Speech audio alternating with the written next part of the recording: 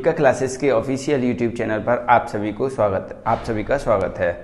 आज जैसा कि आप जानते हैं कि 15 अगस्त है और आप सभी को स्वतंत्रता दिवस की हार्दिक शुभकामनाएं और एक बार उन्हें नमन करते हैं जिन्होंने हमारे देश को स्वतंत्र कराने में अपने लहू का बलिदान दे दिया था।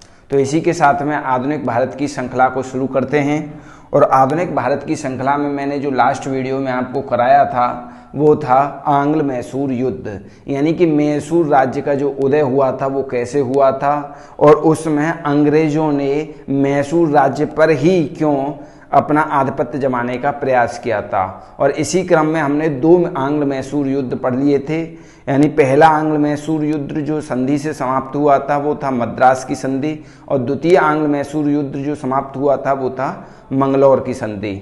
आज हम यानी हैदर अली के पुत्र टीपू सुल्तान के बारे में तथा दो आंग्ल मैसूर युद्धों को कवर करेंगे इस वीडियो में।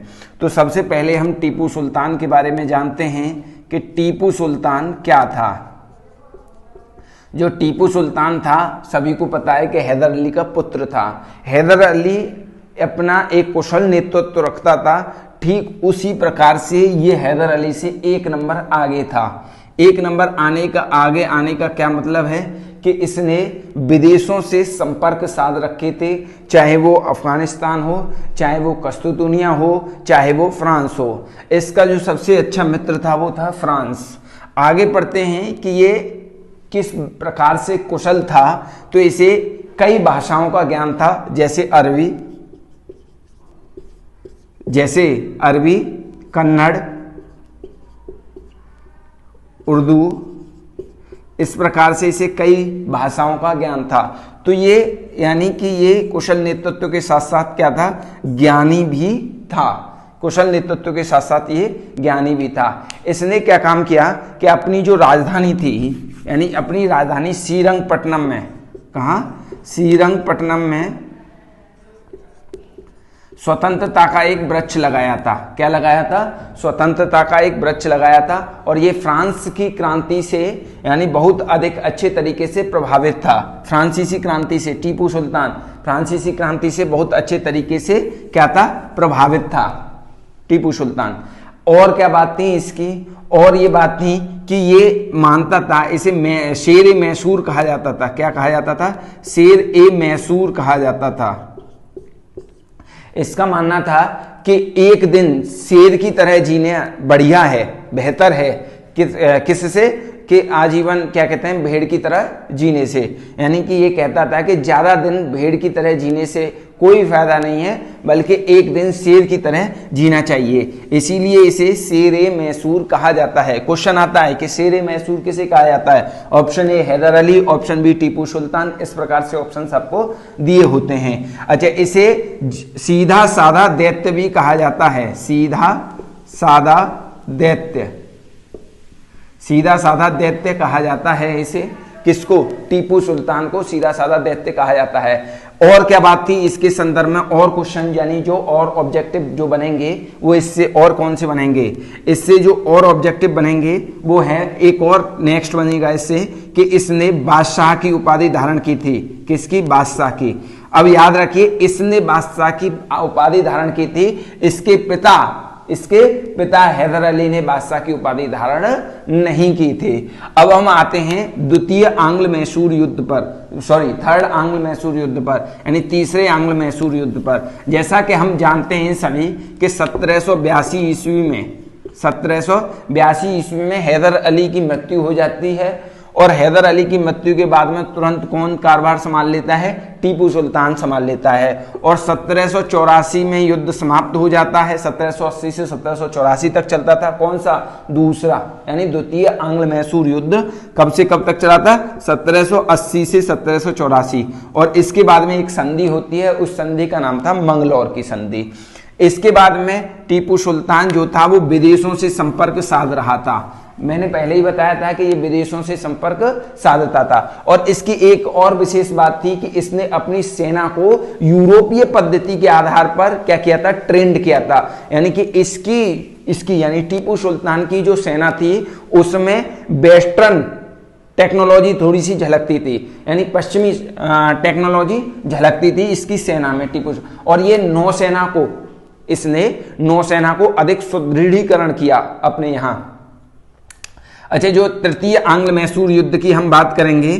तृतीय आंग्ल मैसूर युद्ध कब हुआ था? तो ये हुआ था 1790 से लेकर के 1792 तक। 1790 से लेकर के 1792 तक तृतीय आंग्ल मैसूर युद्ध हुआ था। और तृतीय आंग्ल मैसूर युद्ध में जो कारण थे इसके, वो क्या थे कि इसका विदेशी देशों के साथ संपर्क साधना, विदेशी देशों के साथ संपर्क साधना, यानी ये फ्रांस से, ये कस्तूतुनिया से, ये और देशों से क्या अंग्रेजों के विरुद्ध मदद मांगने का प्रयास कर रहा था। अंग्रेजों के विरुद्ध क्या मांगने का प्रयास कर रहा था? मदद मांगने का प्रयास कर रहा था। और यही बात किसको पता पड़ गई? यही बात अंग्रेजों को पता पड़ गई। और अंग्रेजों को पता पड़ी तो अंग्रेजों ने क्या काम किया कि इसके खिलाफ एक अभियान चलाया, और उसी को जानते हैं तृतीय आंग्ल मैसूर युद्ध के नाम से। अच्छा, टीपू सुल्तान की एक विशेष बात और थी। वो विशेष बात क्या थी कि इसका जो धार्मिक, इसका अपने धर्म के प्रति बहुत रूढ़ था। ये क्या था? रूढ़ था। अपने धर्म के प्रति टीपू सुल्तान बहुत रूढ़ था। और ये जैसे औरंगजेब ने उत्तर में मतलब दिल्ली में अपनी तलवार के दम पर धर्मांतरण करवाया था, ठीक उसी प्रकार से टीपू सुल्तान ने दक्षिण में क्या अपनी तलवार के दम पर लोगों का धर्मांतरण कराने का काम किया था, यानी हिंदू से मुस्लिम बनाने का काम किया था। किसने? टीपू सुल्तान ने। ये इसका एक नेगेटिव पॉइंट है। और इधर थे दक्षिण में मराठे, और मराठे हिंदुत्व के समर्थक थे। मराठे हिंदुत्व के समर्थक थे, तो इन मराठों में और इनमें तो वैसे ही बनेगी नहीं, टीपू सुल्तान में और मराठे में। तो तृतीय आंग्ल मैसूर युद्ध में कानवालिस के नेतृत्व में मराठे तथा निजाम जो थे हैदराबाद के, वो दोनों अंग्रेजों के पक्ष में थे, मराठे और निजाम। और टीपू सुल्तान को हार का मुंह देखना पड़ा तृतीय आंग्ल मैसूर युद्ध में। तृतीय आंग्ल मैसूर युद्ध में टीपू सुल्तान को हार का मुंह देखना पड़ा था।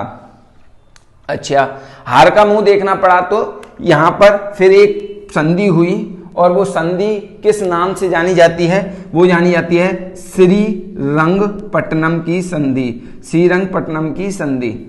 और श्रीरंगपट्टनम की संधि कब हुई थी? तो युद्ध समाप्ति के दौरान हुई थी 1792 ईस्वी में। 1792 ईस्वी में श्रीरंगपट्टनम की संधि हुई थी।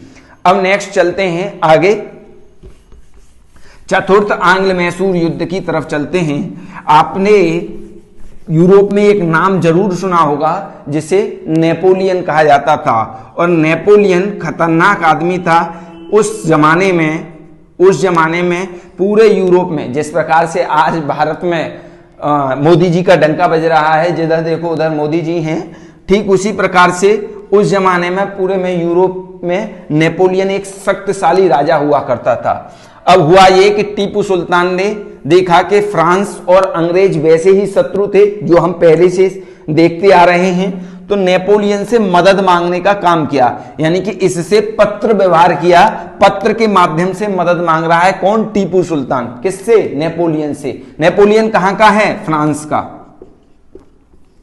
अब ये पत्र मांग रहा है। नेपोलियन कहता है कि ठीक है, हम अपने यहां थोड़ा सा बिजी हैं, इसके बाद में हम देखते हैं। यानी ये पत्र का रिटर्न जवाब देता है कि हम अपने यहाँ भी थोड़े से बिजी हैं, इसके बाद में हम आपको रिटर्न जवाब में इन्होंने कहा कि हम आपकी मदद करने के लिए तैयार हैं। अब ऐसा माना जाता है कि ये पत्र जो था नेपोलियन द्वारा भेजा गया था, वो अंग्रेजों के हाथों में लग गया था। और अंग्रेजों ने सीधा उनका उद्देश्य ये बन गया कि अब टीपू सुल्तान का खात्मा करना है। चूंकि यह अगर फ्रांसीसी शक्ति, यानी कि उस समय नेपोलियन एक ताकतवर राजा के रूप में था, अगर वो भारत आया तो हमारा यहां निश्चित ही पतन होने का काम हो सकता है या हमारे ऊपर कोई ना कोई विपत्ति आ सकती है।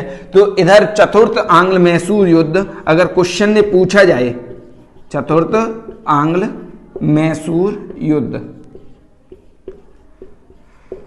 चतुर्थ आंग्ल मैसूर युद्ध कब हुआ था? तो वो हुआ था 1799 ईस्वी में।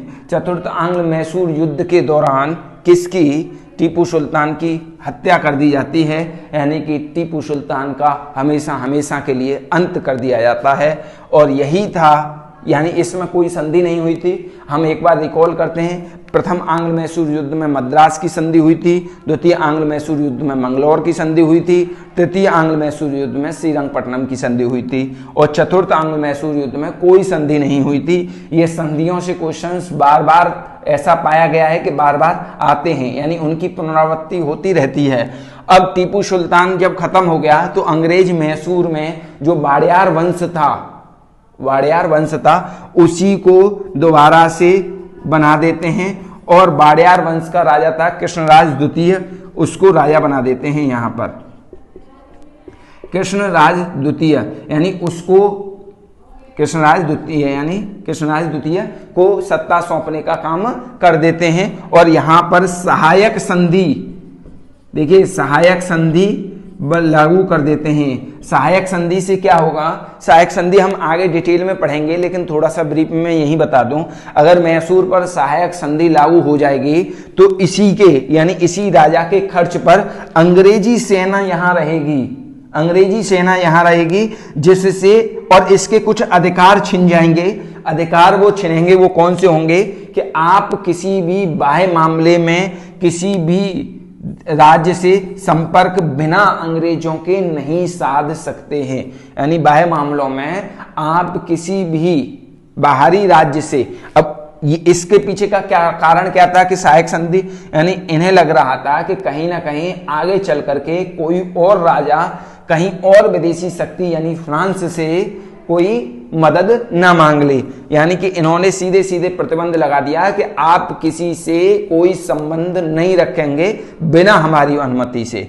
तो यही थी सहायक संधि। आगे से डिटेल में पढ़ेंगे कि किस प्रकार से इसे लागू किया गया था। और यहाँ पर आज हमने पढ़ा दोनों युद्ध, यानी चारों युद्ध आपके समाप्त हो चुके हैं। आंग्ल मैसूर युद्ध, इसके बाद में अंग्रेज जो होंगे वो मराठों पर आक्रमण करेंगे और वहां से हम पढ़ेंगे आंग्ल मराठा युद्ध। अब देखिए धीमे धीमे एक पृष्ठभूमि बनती जा रही है, पहले बंगाल फिर मैसूर, अब मैसूर को जीतने के बाद में मराठों पर आक्रमण करेंगे। तो ठीक है, नेक्स्ट वीडियो में हम आंग्ल मराठे युद्ध पढ़ेंगे। धन्यवाद।